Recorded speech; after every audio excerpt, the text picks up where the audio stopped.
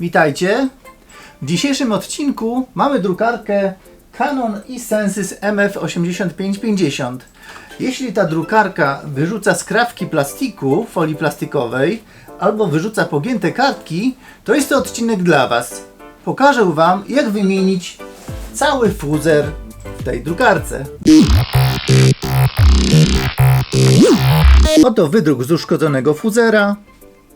Otwieramy klapę tylnią, odkręcamy wkręty mocujące prawy bok, także lewą osłonę.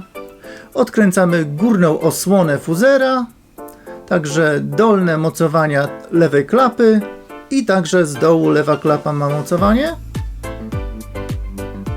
Odchylamy i tak samo wyjmujemy osłonę górną fuzera. To jest fuzer, dwa mocujące wkręty, jeden z prawej, drugi z lewej. Także wyjmujemy napęd duplexera,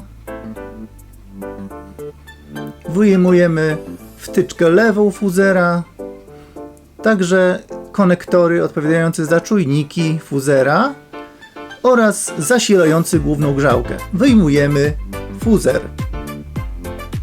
Jak widzimy, tutaj u góry jest fragment, gdzie nie ma folii teflonowej, jest po prostu zniszczona. Wyjmujemy nowy fuzer,